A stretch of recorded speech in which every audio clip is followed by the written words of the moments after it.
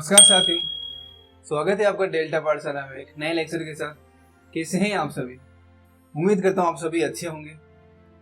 दोस्तों, आज हम पढ़ने वाले हैं अमेंडमेंट ऑफ द कॉन्स्टिट्यूशन, संविधान का संशोधन। संविधान का संशोधन में हम ये देखेंगे कि संविधान का संशोधन कैसे किया जाता है, संविधान के संशोधन से रिलेटेड कॉन्स्टिट्यूशन में क्या प्रोविजंस किए गए हैं, और कॉन्स्टिट्यूशन में जो प्रोविजंस किए गए हैं तो वो क्या केवल स्टेट के लिए प्रोविजन है या केवल सेंटर के लिए प्रोविजन है, या दोनों ही अमेंडमेंट कर सकते हैं कॉन्स्टिट्यूशन में।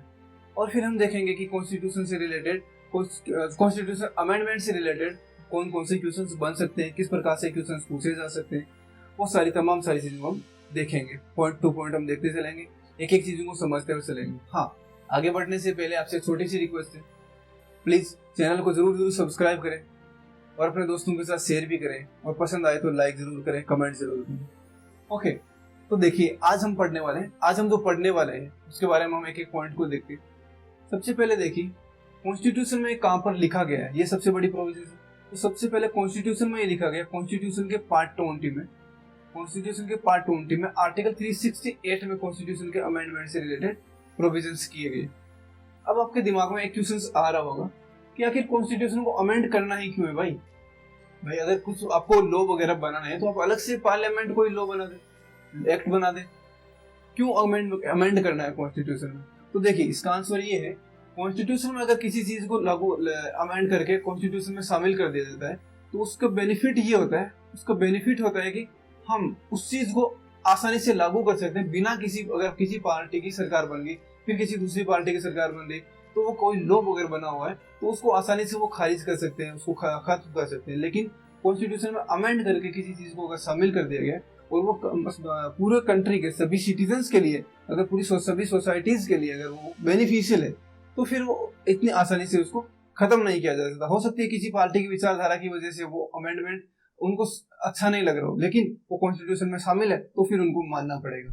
इसलिए कॉन्स्टिट्यूशन में अमेंडमेंट करना जरूरी हो जाता है कहीं कहीं, क्योंकि कॉन्स्टिट्यूशन अगर स्थिर है, जैसे स्थिर पानी होता है वो बदबू मारने लग जाता है, उसी प्रकार से अगर कॉन्स्टिट्यूशन भी पूरी तरीके से स्थिर रहा पर समय के साथ परिवर्तित नहीं हुआ तो फिर वो क्या होगा, फिर उसका कोई प्रासंगिकता नहीं रहेगी, रिलेवेंस नहीं रहेगी, और रिलेवेंस नहीं रहेगी तो फिर उसको लोग मानेंगे नहीं, ना कोई सरकारें मानेगी, तो फिर उस कॉन्स्टिट्यूशन का कोई मतलब नहीं रहेगा।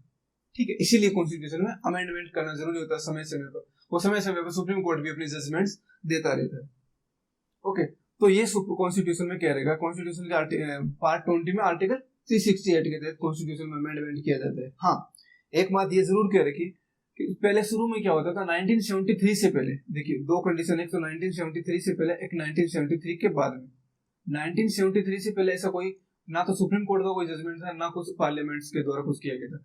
1973 से पहले पार्लियामेंट जब चाहे कॉन्स्टिट्यूशन में अमेंडमेंट कर सकती थी, पार्लियामेंट अपने हिसाब से जब चाहे कॉन्स्टिट्यूशन में अमेंडमेंट कर सकती थी।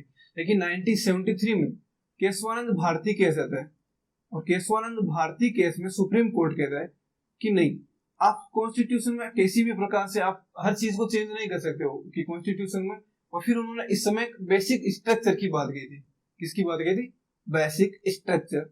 बेसिक स्ट्रक्चर में उन्होंने बहुत सारे कॉन्स्टिट्यूशन के प्रोविजंस थे, उनको शामिल किया गया कि ये कॉन्स्टिट्यूशन का बेसिक स्ट्रक्चर है, आप इनको तो एटलीस्ट खत्म नहीं कर सकते हो, इनमें आप संशोधन नहीं कर सकते। तो वो प्रोविजंस हमने पहले डिस्कस कर चुके हैं, अगर आपको देखना तो वहां जाके आप पीछे के जो भी लेक्चर्स वगैरह बना रखे वहां पर आप जाके आसानी से देख सकते हो, उनको एक्सप्लोर कर सकते हो, ताकि आपको सारे जो भी इनके बेसिक जो पॉइंट्स दे रखे हैं बेसिक स्ट्रक्चर की, वो आपको वहां पर क्लियर हो जाएगी।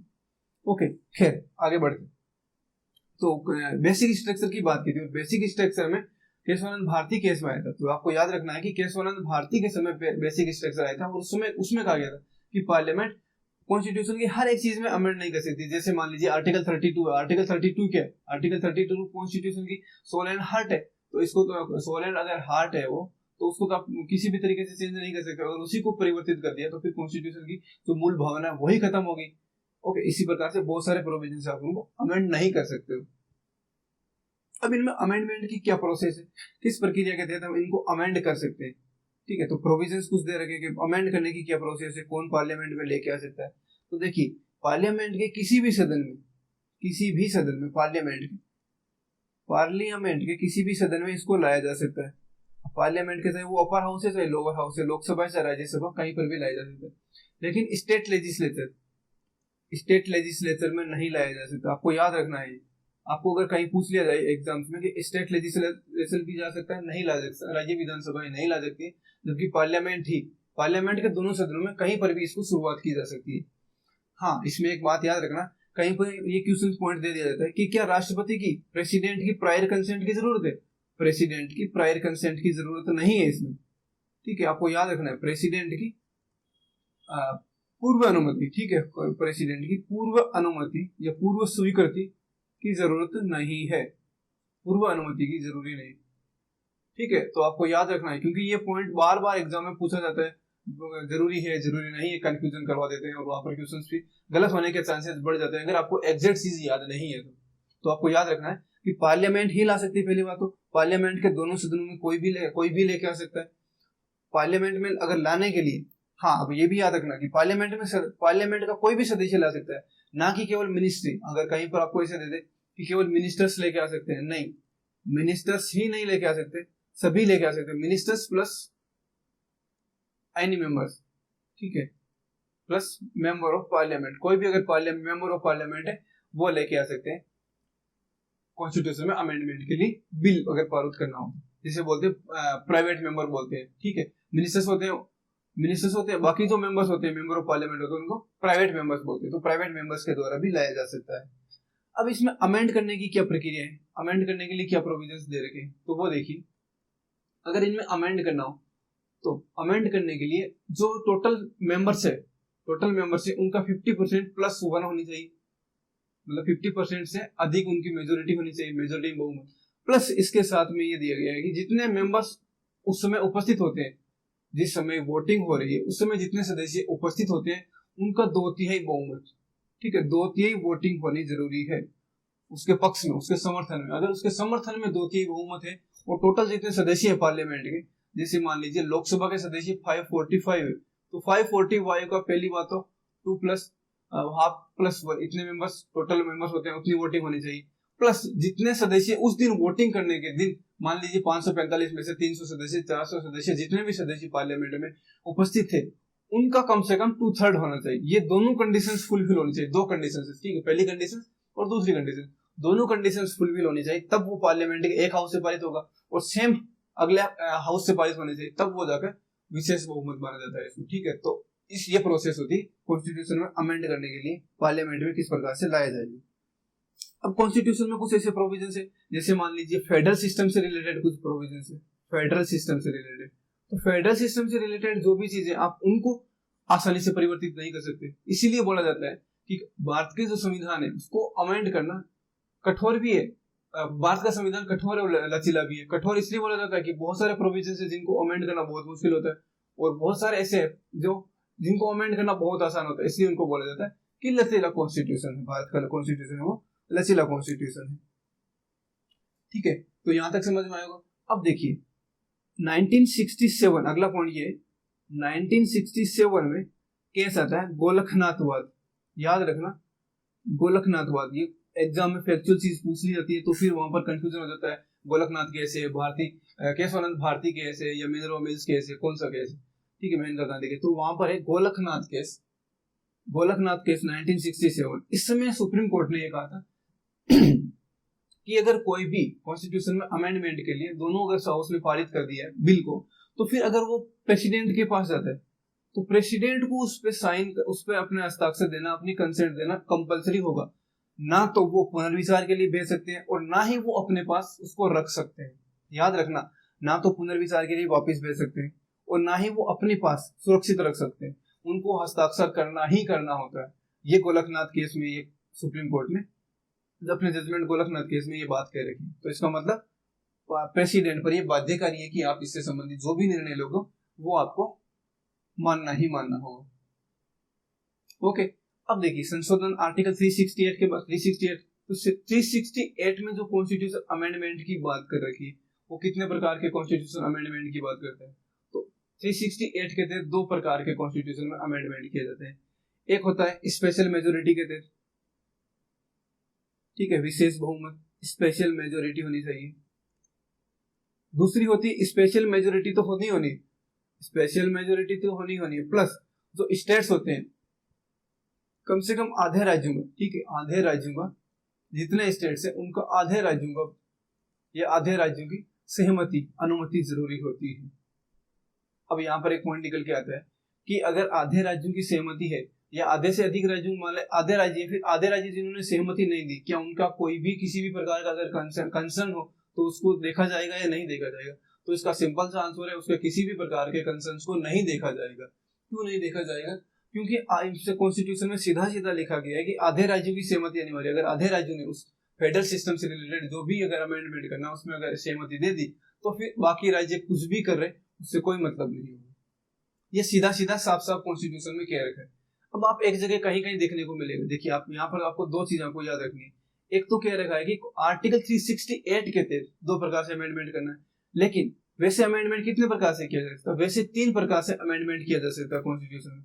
कौन कैसे? दो तो मैंने देख लिया कि आर्टिकल 368 के तहत स्पेशल मेजोरिटी और एक स्पेशल मेजोरिटी और आधे राज्यों की सहमति। तीसरा होता है साधारण बहुमत के द्वारा, ऑर्डिनरी या सिंपल मेजोरिटी के द्वारा, ठीक है, साधारण बहुमत के द्वारा। साधारण बहुमत में ये है कि अगर कोई भी आप अमेंडमेंट कर रहे हो साधारण बहुमत के तहत तो आपको ये जो बाकी प्रोविजन है कि 2/3 मेजोरिटी होनी चाहिए वो आपको किसी भी प्रकार की फुलफिल नहीं करनी। केवल आपको 50% प्लस 1 जो बहुमत होना चाहिए वो आपको सिंपल मेजोरिटी के तहत आपको किसी भी बिल को पारित करवाना है और कॉन्स्टिट्यूशन में अमेंडमेंट किया जा सकता है। अब नेक्स्ट क्वेश्चन आपके दिमाग में आया होगा कि फिर ऐसे कौन कौन से प्रोविजंस है जिनको सिंपल मेजोरिटी के तहत स्पेशल मेजोरिटी प्लस आधे राज्यों की सहमति के तहत अमेंड किया जाता है। जायज सा क्वेश्चन है, तो चलिए हम ये सारे प्रोविजंस हम देखने की कोशिश करते हैं। देखिए यहाँ पर मैं आपको सारे जो प्रोविजंस है उनको अलग अलग तरीके से बनाने की कोशिश की। कॉन्स्टिट्यूशन में तो थोड़ा कॉम्प्लिकेटेड मैनर में लिखा गया है, लेकिन हम यहाँ पर इजी वे में समझने की कोशिश करेंगे ताकि आपको सारी चीजें क्रिस्टल क्लियर हो। देखिए पहले हमने रखा है जो शेड्यूल्स होती है, कौन कौन सी शेड्यूल्स है जिनमें जो अनुसूची दे रखी है, शेड्यूल्स दे रखी है, उनमें किस प्रकार से अमेंड किया जा सकता है। तो ये पहले अपन सिंपल मेजोरिटी साधारण बहुमत की बात कर रहे हैं। किसकी बात कर रहे हैं? साधारण बहुमत की बात कर रहे हैं। साधारण बहुमत। अब साधारण बहुमत में पहले हमने बात कर रहे हैं शेड्यूल्स, कौन कौन सी अनुसूचियां हैं, कौन कौन सी अनुसूची है जिनमें हम साधारण बहुमत के तहत परिवर्तित कर सकते हैं। तो पहले दे रखी 5वीं अनुसूची। 5वीं अनुसूची में अनुसूचित क्षेत्र और अनुसूचित जनजातियों के प्रशासन की बात कर रखी। ओके, 5वीं अनुसूची में जो शेड्यूल्स की बात कर रखी उनमें जो प्रोविजंस दे रखे वो ये है कि जो अनुसूचित क्षेत्र है, अनुसूचित जनजाति है, उनके प्रशासन की बात करेगी। और छठी अनुसूची में आदिवासी क्षेत्रों के प्रशासन की बात करेगी। तो देखिए छठी अनुसूची में 4 स्टेट्स की बात कर रखी। कौन कौन सी स्टेट्स आते हैं? 4 स्टेट्स। वो 4 स्टेट्स आते हैं असम, मेघालय, त्रिपुरा और मिजोरम। एक तो आता है असम, मेघालय, त्रिपुरा और मिजोरम, 4 स्टेट्स होते हैं, वो छठी अनुसूची में होते हैं। तो आपको याद रखना है कि छठी अनुसूची में कौन कौन से आते हैं। तो छठी अनुसूची में 4 राज्य आते हैं। आपको ये बिल्कुल याद रखना है क्योंकि बहुत बार पूछ लिया जाता है। तो देखिए साथ साथ में बहुत सारी चीजें होती है जो आपको समझने के लिए जरूरी होती है। बहुत सारी चीजें आ जाती है तो आपको वहीं पर नोट डाउन कर लेना जरूरी होता है। पेन कॉपी अपने साथ रखिएगा। और हाँ, एक छोटी सी रिक्वेस्ट है कि अगर आपको वीडियो अगर पसंद आ रहा है तो जरूर लाइक कीजिएगा। कमेंट बॉक्स में कमेंट भी जरूर लिखिएगा किस प्रकार से अगर आपको इंप्रूवमेंट चाहिए तो वो हम इंप्रूवमेंट करने के लिए तैयार है। और हाँ, अपने दोस्तों के साथ शेयर भी कीजिएगा और चैनल को सब्सक्राइब जरूर कीजिएगा दोस्तों। हम मैं आपके लिए बहुत शानदार वीडियो लेके आता रहूंगा। पूरी तरीके से आपको हर चीज आपको कॉन्सेप्ट के साथ बताऊंगा और सारे फैक्ट्स आपको बताऊंगा। ठीक है, खैर आगे बढ़ते हैं। फिर है दूसरी अनुसूची है, उसमें जो परिलब्धि, देखिए राष्ट्रपति के जो वेतन दिए जाते हैं, गवर्नर्स हो गए, अध्यक्ष हो गए, उनको परिलब्धियां बोलते हैं। उनको उनके वेतन वर्ड का यूज नहीं किया गया, उनकी जगह परिलब्धियों का यूज किया गया है। ठीक है, तो बस आपको याद रखना है कि वेतन की ही बात कर रखी। तो दूसरी अनुसूची में जो वेतन है, राष्ट्रपति का वेतन हो गया, गवर्नर का हो गया, अध्यक्ष है, जो न्यायाधीश वगैरह उनके भत्ते या उनके विशेष अधिकार है, उनसे संबंधित जो प्रोविजन है उनमें जनरली आराम से अमेंडमेंट किया जा सकता है। हाँ, अब देखिए आप यहाँ पर कंफ्यूजन मत करना। आगे जाके हम पढ़ने वाले राष्ट्रपति के बारे में कुछ और प्रकार की राष्ट्रपति की शक्तियां होंगी या राष्ट्रपति के चुनाव से संबंधित किस प्रकार से प्रोविजंस में अमेंडमेंट कर सकते हैं, तो वहां पर अलग बात है। यहाँ पर केवल दूसरी अनुसूची की बात कर रखी है, आपको ये याद रखना। और दूसरी अनुसूची में क्या प्रोविजन है? राष्ट्रपति, राज्यपाल, अध्यक्ष, न्यायाधीश, उनके भत्ते, उनके विशेष अधिकार से संबंधित प्रोविजंस कर रखे हैं। ओके, यहाँ तक समझ में आ रहा होगा। अब अगला देखते हैं। अगला स्टेट से रिलेटेड नए राज्यों को जोड़ना, नए राज्यों का गठन और मौजूदा राज्यों के क्षेत्र, उनकी सीमा, उनके नामों में परिवर्तन। यहाँ पर हम आर्टिकल 2 और आर्टिकल 3 यूनियन एंड टेरिटरी के बारे में पढ़ रखा है। वहां पर जाइए, आपको सारी चीजें क्रिस्टल क्लियर हो जाएगी कि आर्टिकल 2 में, आर्टिकल 3 में नए राज्यों को जोड़ने के लिए या जो पहले से राज्य बने हुए उनकी सीमाओं को बढ़ाने घटाने के लिए क्या क्या प्रोविजंस है, और पार्लियामेंट किस प्रकार से इनको अमेंड कर सकता है, किस प्रकार से इनमें चेंजेस ला सकता है, वो सारी चीजें हमने पूरी तरीके से कॉन्सेप्ट के साथ और पूरे फैक्ट्स के साथ पढ़ी है, क्या क्या प्रोविजंस दे रखे हैं कॉन्स्टिट्यूशन में। ओके, जैसे मान लीजिए जम्मू एंड कश्मीर, पहले जम्मू एंड कश्मीर एक ही था लद्दाख मिला के, फिर जम्मू एंड कश्मीर को लद्दाख और जम्मू एंड कश्मीर में 2 यूटीज में बदल दिया गया, तो ये पार्लियामेंट के पास पावर है। तो और इसके संबंध में क्या क्या प्रावधान है, तो वो आप वहां पर जाके देखिए, प्लेलिस्ट में आपको मिल जाएगा, वहां पर आप देखिए यूनियन एंड इट्स टेरिटरी वाला लेक्चर, तो आप वहां पर आपको सारी चीजें मिल जाएंगी। खैर आगे बढ़ते हैं।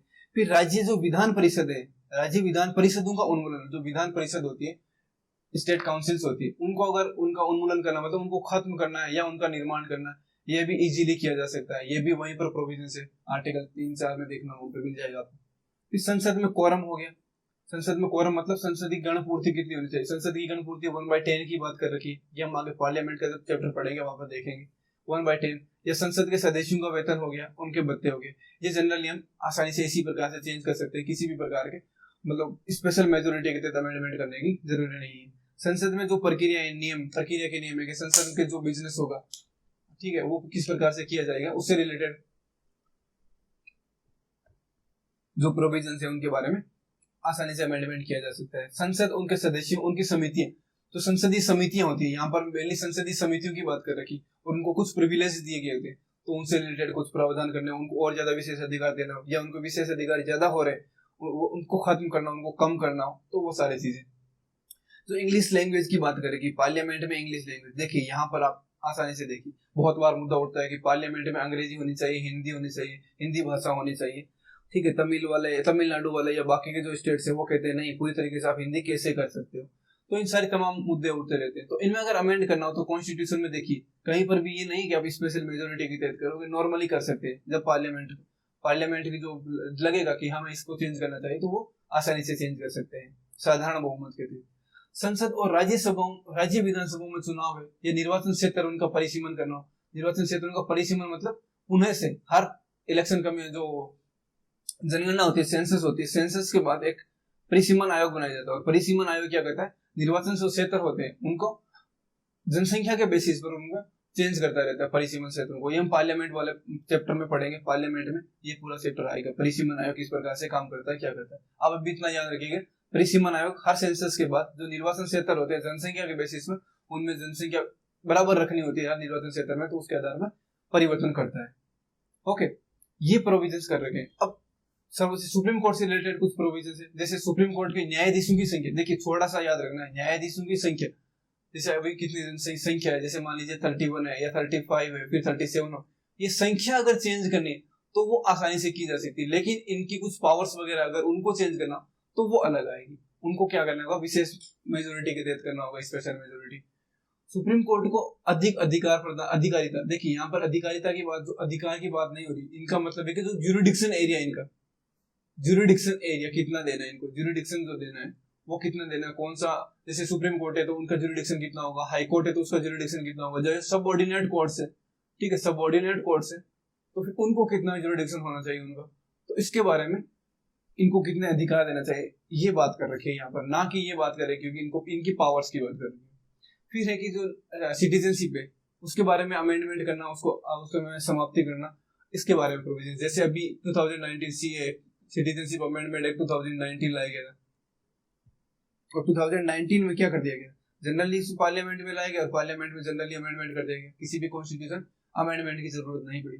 देखा होगा आपने, सुना भी होगा, बहुत ज्यादा चर्चा में रहा। तो ये क्या कर सकते हैं, आसानी से प्रोविजंस कर सकते हैं। आपको समझ में आ रहा होगा अभी तक। आपको देखिए रटना नहीं है, किसी भी चीज को आराम से याद करना है, ये प्रोविजन है। एक बार के लिए आपको मैं थोड़ा सा इजी वे में समझाने की कोशिश करता हूँ, याद करना। देखिए इसमें अपने को साधारण मेजोरिटी के तहत आपको याद रखना है कौन कौन से। पहले आप याद रख लीजिए शेड्यूल से, 3 शेड्यूल से जिनमें परिवर्तन किया जा सकता है। कौन कौन सी 3 शेड्यूल से, जो 3 शेड्यूल है वो दे रखी 5वीं 6ठी अनुसूची और दूसरी अनुसूची। 5वीं 6ठी दूसरी अनुसूची, 3 अनुसूची है, 3 अनुसूची में अमेंडमेंट किया जा सकता है। फिर आर्टिकल 2 और आर्टिकल 3 में जो दिया गया है कि नए राज्यों को जोड़ना है, नए राज्यों को जोड़ना मतलब जैसे सिक्किम को बाहर के राज्यों को अधिकार करके ये अपने ही राज्य बने उनके सीमाओं में चेंज करना हो तो वो आसानी से कर सकते हैं। फिर जो राज्य विधान परिषद बने हुए हैं स्टेट काउंसिल से, स्टेट लेजिस्लेचर की बात नहीं कर रखी, यहाँ पर स्टेट काउंसिल की बात कर रखी है, राज्य विधान मंडल की नहीं, विधान परिषद की बात कर रखी है। फिर सेपरेट जो संसद होती है, पार्लियामेंट होती है, उसमें जो गणपूर्ति होती है, सदस्यों को वेतन भत्ते होते हैं, प्रक्रिया नियम बनाने होते हैं, संसद की जो समितियां होती है या अंग्रेजी भाषा से संबंधित है या निर्वाचन क्षेत्र में परिसीमन से रिलेटेड है, या सुप्रीम कोर्ट में जजों की संख्या में परिवर्तन करना हो, संख्या में कमी करनी हो, वृद्धि करनी हो, या फिर उनके जुरिडिक्शन एरिया है उनको जुरिडिक्शन बढ़ाना है, कितना कम करना है, और फिर सिटीजनशिप से रिलेटेड ये प्रोविजंस दे रखे हैं कि इनमें आप आसानी से परिवर्तन कर सकते हो बिना किसी लाग लपेट के। आपको किसी भी चीज में डरने की जरूरत नहीं कि आपको किसी कहीं से भी आपको वो लेनी है, अनुमति लेनी है, ऐसा कुछ भी आपको करने की जरूरत नहीं है। ओके, यहाँ तक आपको क्लियर हो रहा होगा सारी चीजें। और कुछ भी अगर समझ में नहीं आ रहा, देखिए कुछ भी समझ में अगर नहीं आए तो आप पूछ लेना, बेशक पूछोगे तभी कुछ चीजें आपको याद होगी, अदरवाइज आप क्या करोगे, फिर इधर उधर से कहीं गलत पढ़ लोगे तो फिर आपको ही दिक्कत होने वाली। तो मेरा सजेशन यही रहेगा कि सारी चीजों को क्लियर करते चलिएगा और एक एक चीजें समझते हुए चलिएगा। और अगर पसंद आ रहा हो तो वीडियो को जरूर जरूर लाइक कीजिएगा दोस्तों, आपसे हम्बल रिक्वेस्ट है। खैर आगे बढ़ते हैं। अब देखिए ये तो हो गया सिंपल मेजोरिटी, बाकी बच्चे बाकी दो में से अपन जो है simple majority, sorry special majority plus जो आधे राज्य, ठीक है, आधे राज्यों की सहमति, आधे राज्यों की सहमति। अब जो ये प्रोविजन है इसमें टोटल कितने प्रोविजन है, 7 प्रोविजन है, याद रखना इसमें टोटल 7 प्रोविजन है। एक एक करके आपको याद करवा देता हूँ। पहला प्रोविजन है कि प्रेसिडेंट ऑफ इंडिया है, जो प्रेसिडेंट ऑफ इंडिया है उसका जो इलेक्शन होता है, इलेक्शन की प्रोसेस है, इलेक्शन कैसे करवाना है, उसको जो प्रोसेस करवाना है, तो वहां पर जो चेंजेस करने हैं तो वो क्या होगा, फेडरल सिस्टम का पार्ट होगा। देखिए इसमें फेडरल वाली बात होगी कि फेडरल सिस्टम में अगर किसी भी प्रकार के चेंज करने तो वहां पर स्पेशल मेजोरिटी प्लस आधे राज्यों की सहमति जरूरी है। अब जरूरी है तो कौन कौन सी चीजें हैं जो फेडरल सिस्टम के कोर में आते हैं। फेडरल सिस्टम के कोर में आता है प्रेसिडेंट, क्योंकि प्रेसिडेंट तो हेड ऑफ स्टेट है और वो कोर है फेडरल सिस्टम का। तो उसके अगर इलेक्शन में अगर चेंजेस करने हो, इलेक्शन की प्रोसेस में चेंज करने हो, जैसे मान लीजिए इलेक्शन में कौन कौन पार्टिसिपेट करते हैं, इलेक्शन में पार्टिसिपेट करते हैं इलेक्टेड मेंबर ऑफ पार्लियामेंट के दोनों हाउस के इलेक्टेड मेंबर, और स्टेट लेजिस्लेचर होती है उनके इलेक्टेड मेंबर, और जो यूटीज है जिनके वहां विधानसभा है, लेजिस्लेचर है, उनके इलेक्टेड मेंबर। अब मान लीजिए क्योंकि राज्यों का यहाँ पर पार्टिसिपेशन है, अब मान लीजिए राज्यों का पार्टिसिपेशन और फिर राज्यों की अनुमति नहीं ली जाएगी तो फिर ये क्या होगा, फिर राज्यों के साथ जो फेडरलिज्म की बात करते हैं अपन, कोऑपरेटिव फेडरलिज्म की बात करते हैं, तो फिर वो फुलफिल नहीं हो पाएगा तो फिर राज्य भी सेंटर के साथ कंधे से कंधे मिलाकर काम करने में पीछे हटेंगे। तो वो सारी चीजें ना हो इसके लिए ये प्रोविजंस कर रखे। नेक्स्ट प्रोविजंस हो गया कि सेंटर और स्टेट है उनकी जो कार्यपालिका की शक्ति है, ठीक है, जो सेंटर है और स्टेट इनकी जो एग्जीक्यूटिव पावर है, मतलब इनकी जो एग्जीक्यूटिव पावर है अगर उसको चेंज करना हो तो भी क्या करना हो, स्पेशल मेजोरिटी प्लस आधे राज्यों की सहमति होनी चाहिए। क्यों? क्योंकि अगर भाई कार्यपालिका में अगर सेंटर अपने हिसाब से काम कर रहा है, अपना जुरिडिक्शन होना चाहिए, स्टेट का अपना जो स्टेट लिस्ट में काम करेगा, ये नहीं कि सेंटर आके स्टेट लिस्ट के किसी भी सब्जेक्ट पर काम कर दे। अगर ऐसा कर दिया गया तो फिर स्टेट क्या करेगा, स्टेट नाराज हो जाएंगे, या सेंटर में अगर स्टेट ने हस्तक्षेप कर लिया तो फिर वहां पर आर्टिकल 352 के तहत क्या लग जाएगा, राष्ट्रपति शासन लग जाएगा, तो वो क्या हो जाएगा, गलत हो जाएगा। ठीक है, तो फिर अगला है कि सुप्रीम कोर्ट और हाई कोर्ट इनकी अगर शक्तियों में अगर कुछ भी चेंजेस करना हो, बाकी चीजें देखिए दो चीजें अपन ऊपर पढ़ रखी थी, अगर एक तो संख्या में चेंज करना हो और एक जुरिडिक्शन में चेंज करना हो, बाकी किसी भी प्रकार का चेंज करना हो सुप्रीम कोर्ट और हाई कोर्ट से रिलेटेड, तो वो किस में आएगा, वो आएगा स्पेशल मेजोरिटी प्लस आधे राज्यों की सहमति में। अगला जो प्रोविजन है वो है कि 7th शेड्यूल में अगर चेंज करना हो, 7th शेड्यूल में क्या है, 7th शेड्यूल में 3 चीजें दे रखी है, 3 लिस्ट बना रखी है, स्टेट लिस्ट है, सेंट्रल लिस्ट है, सेंट्रल लिस्ट और कॉन्करेंट लिस्ट है। ठीक है, राज्य सूची यूनियन लिस्ट, स्टेट लिस्ट है, यूनियन लिस्ट है और कॉन्करेंट लिस्ट है। स्टेट, राज्य, संघ और समवर्ती सूची, 3 सूची। तो इन अगर अनुसूचियों में चेंजेस करना हो किसी भी प्रकार का तो फिर वहां पर स्टेट की भी सहमति होनी जरूरी है, आधे राज्यों की सहमति, क्योंकि यहाँ पर भी फेडरलिज्म की बात हो रही है, फेडरलिज्म से संबंधित चेंजेस हो रहे हैं। फिर अगला जो प्रोविजन है वो है कि सेंटर और स्टेट के बीच में जो विधायी शक्तियां हैं, ठीक है, सेंटर और स्टेट के बीच में जो विधायी शक्तियां हैं अगर उनमें कुछ चेंजेस करना हो, ठीक है, विधायी शक्तियां लेजिस्लेटिव पावर से, विधायी शक्तियां लेजिस्लेटिव पावर्स में अगर चेंजेस करना हो तो फिर क्या करना होगा, फिर वहां पर भी आपको चेंज करने के लिए राज्यों की सहमति लेनी होगी और स्पेशल मेजोरिटी तो होनी है। स्पेशल मेजोरिटी के बारे में सरों में देख लिया किस प्रकार के प्रोविजंस होने चाहिए और किस प्रकार को किसको स्पेशल मेजोरिटी बोलते हैं। फिर हो गया कि संसद में अगर राज्यों का प्रतिनिधित्व हो रहा है, ठीक है, पार्लियामेंट में अगर राज्यों का प्रतिनिधित्व, मतलब मेनली राज्यसभा की बात कर रहे हैं कि राज्यसभा और लोकसभा में जो प्रतिनिधित्व होगा वो किस प्रकार से होगा।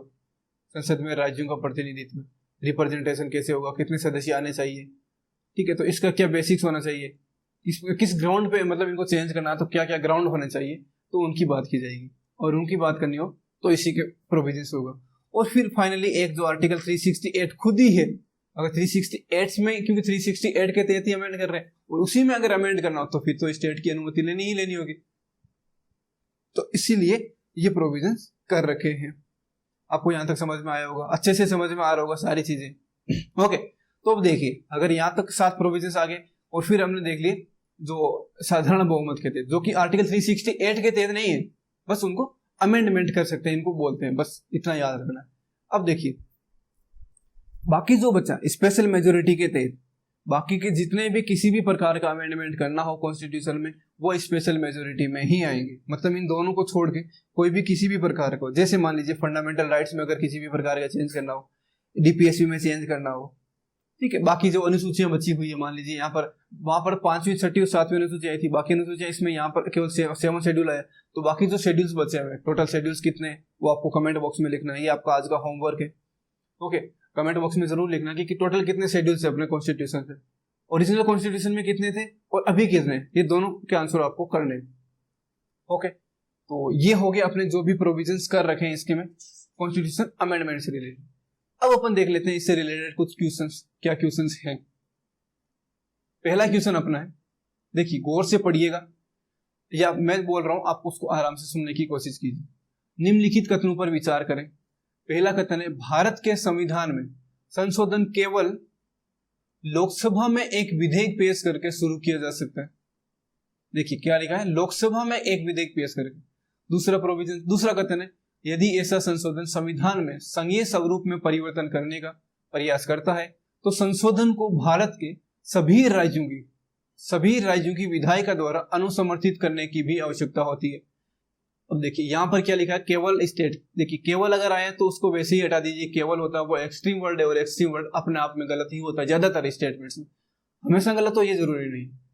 ओके, तो यहाँ पर हमने क्या पढ़ा था, अभी पढ़ा था, आपको अगर याद आ रहा हो, लोकसभा और राज्यसभा दोनों के द्वारा लाया जा सकता है ना, राज्यसभा और लोकसभा दोनों के द्वारा लाया जा सकता है। तो यहाँ पर क्या लिखा गया है, केवल लोकसभा की बात है, तो क्या हो गया, स्टेटमेंट गलत हो गया। दूसरे में क्या लिखा गया है, सभी राज्यों की बात कर रखी है। हमने अभी क्या पढ़ा था, आधे राज्यों की अनुमति जरूरी। अगर आधे राज्यों के बाद के बाकी राज्य से कितने भी अगर कंसेंसस है, उनको कुछ भी प्रकार के कंसर्न है उसके, और वो आवाज उठा रहे हैं लेकिन उनकी बात मानना जरूरी नहीं होगा, तो ये स्टेटमेंट भी क्या हो गया, गलत हो गया। तो यहाँ पर क्या पूछा गया, कौन से कथन सही है, तो कोई भी कथन सही नहीं है, तो इसका आंसर क्या हो गया, डी हो गया।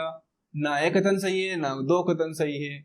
ओके, इस प्रकार से क्वेश्चन बन सकते हैं। अगला क्वेश्चन देखिए, अगला क्वेश्चन ये है, भारत के संविधान के संबंध में निम्नलिखित में से किस प्रावधान में संशोधन को प्रभावी करने के लिए कम से कम आधे राज्यों की अनुमति की आवश्यकता होती है, आधे राज्यों की विधायिका द्वारा अनुसमर्थन की आवश्यकता होती है। भारत के राष्ट्रपति के चुनाव का तरीका, दूसरा ऑप्शन है संघ और राज्यों की कार्यकारी शक्ति का विस्तार, थर्ड है सर्वोच्च न्यायालय और उच्च न्यायालय की शक्तियां। देखिए आपको मैंने बताया था राष्ट्रपति के चुनाव का तरीका किसमें आएगा, स्पेशल मेजोरिटी प्लस आधे राज्यों की सहमति। संघ और राज्यों की कार्यकारी शक्ति का विस्तार करना हो तो किसमें आएगा, जो 7 पढ़ा था उसी में है, तो ये भी इसी का सही हो गया। थर्ड, सर्वोच्च न्यायालय उच्च न्यायालय की अगर शक्तियां बढ़ानी हो, देखिए वहां पर ज्यूरिडिक्शन की बात है, यहाँ पर पावर की बात कर रखी है। अगर पावर बढ़ानी हो, ज्यूरिडिक्शन बढ़ानी हो, दोनों में डिफरेंस है, मैंने आपको बताया था। तो ये भी स्टेटमेंट क्या हो गया, सही हो गया। तो कौन सा स्टेटमेंट सही हो गया, 1, 2 और 3, तो पहला इसका ऑप्शन क्या हो गया, सही हो गया।